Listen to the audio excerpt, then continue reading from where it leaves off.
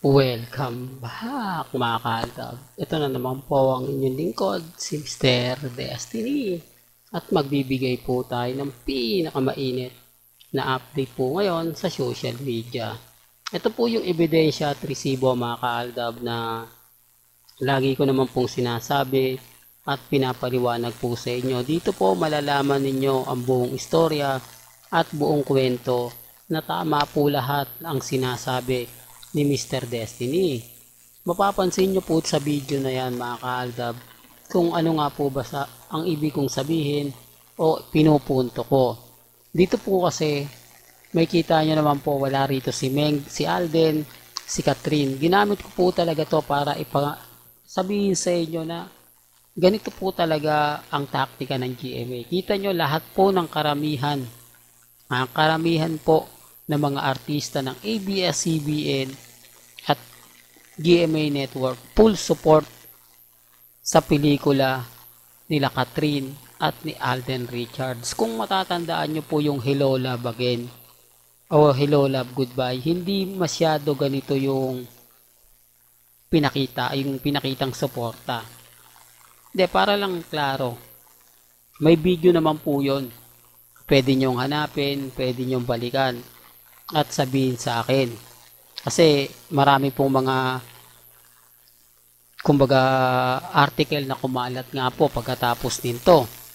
Doon may kita ninyo na tama naman po talaga yung sinasabi ni Mr. Destiny at pinapaliwanag. Kaya nga po hindi sila makaporma sa atin. Hindi po ba kapag sinasabi natin na scripted na lang lahat yan, yung mga ganyan. Kasi nga po totoo. Hindi po ba? Wala naman po kasi mambabasag sa kanila. Kundi si Mr. Destiny lang. Lahat po ng mga mapapanood ninyo, makikita ninyo, mababasa ninyo sa premiere night, pabor na pabor sa pelikula. Nanonood naman po tayo dyan dahil sabi ko nga po sa inyo talagang si Alden Richards mahusay naman po talaga yan. Di po ba? Talagang hindi natin pwedeng sabihin na hindi maganda ang Hello Love Again. Dahil kumbaga Alden yan eh.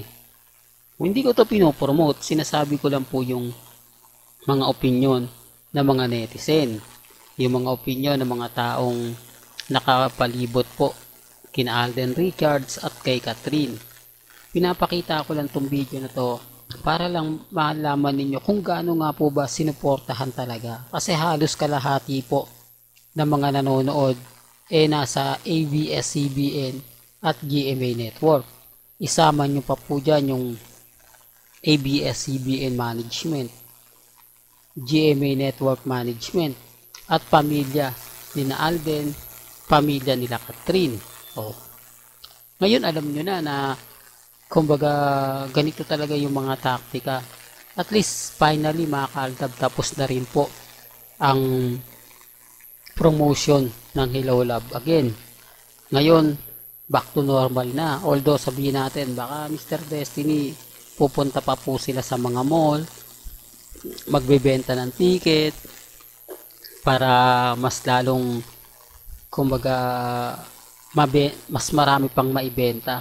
At least doon po mga kaaldab, ano na lang po ba, wala na yung mga ganap-ganap na off-cam po ba, wala nang pasakit, wala na mga masasabi natin na magkasama yung dalawa, gaya ng sinasabi ng iba, nakikita sa ganto ganyan. At least tapos na.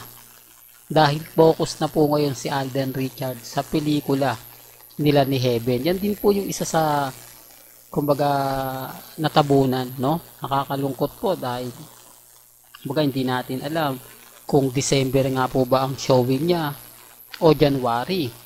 Kasi napakatagal na, di po ba? Yung pa naman po yung first na si Alden Richards yung magiging director na hanggang simula at talagang masasabi mong kakaiba.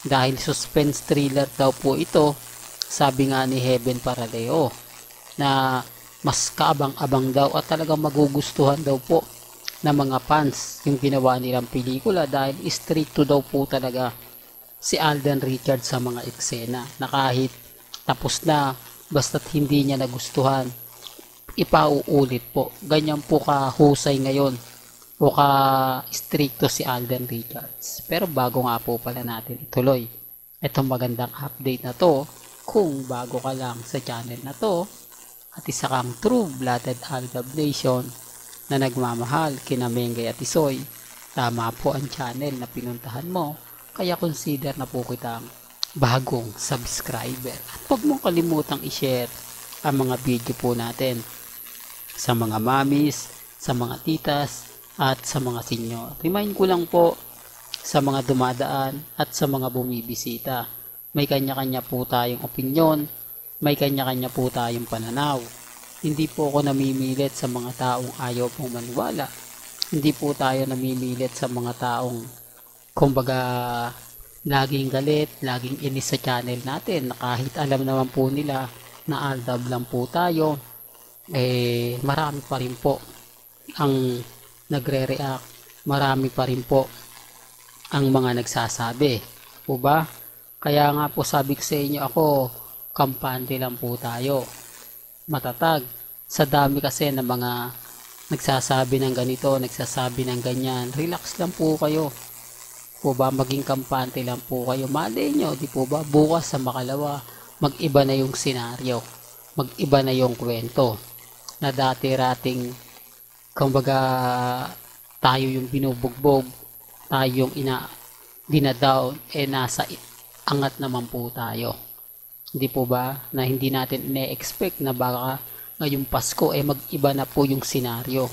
Hindi po ba, sinasabi ko lang po ito para po sa mga mamis, sa mga titas, mga senyor na sumusuporta po at nagmamahal sa Aldab Nation. Hanggat na andyan po kayo, hanggat na andito po si Mr. Destiny, wala pong iwanan. Diba? Magkakampi po tayo hanggang dulo. At least itong mga ganitong bagay natapos na. Diba? Mag-aantay na lang po tayo ng mga bagong ikalalabas. Kaya yung cut din ngayon, hanggang ngayon na lang po sila. Kaya pag sinasabi ko yan, daming naiinis po sa akin, no? Daming galit, ang daming nabubuisit na etong channel na to, wag niyong tatangkilikin. Etong channel na to, ibaban nyo na. Pero bakit na andito pa rin po sila at nakikinig at syempre nagko-comment pa rin sa palagay nyo?